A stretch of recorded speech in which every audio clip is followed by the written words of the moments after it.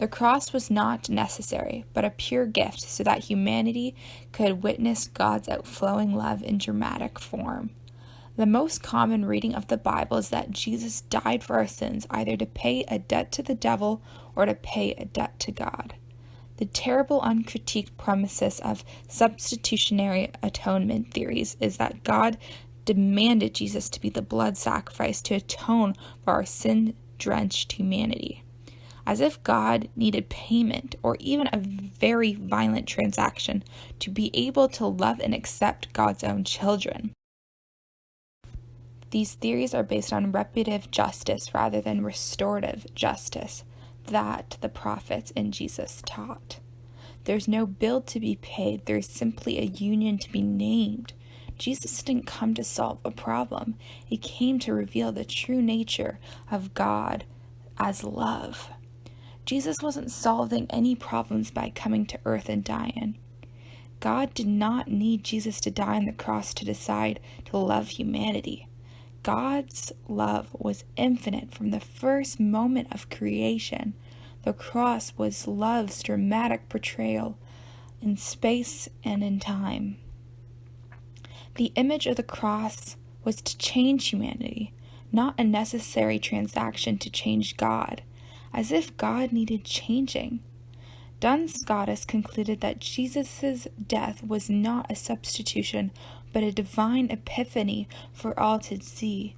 Jesus was a pure gift. The idea of a gift is much more transformative than a necessary payment or transaction. It shows that God is non-violent but loving. It is we who are violent. Duns Scotus firmly believed that God's freedom had to be maintained at all costs. If God needed or demanded a blood sacrifice to love God's own creation, then God was not freely loving us. For the Franciscan school, Jesus was not changing God's mind about us. He was changing our minds about God. If God and Jesus are non-violent or vindictive, then the excuse is the same. It is forever taken away from us. If God is punitive and torturing, then we have permission to do the same. Thus grew much of the church's violent history.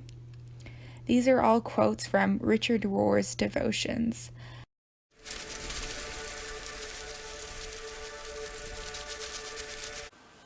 Hey guys, it's Karina here with another video. So, as you can see, I'm back home. Unfortunately, the internship did not work out, and I just felt like God was calling me back home, so here I am. And I hope you enjoyed the little video I put together at the start of this video.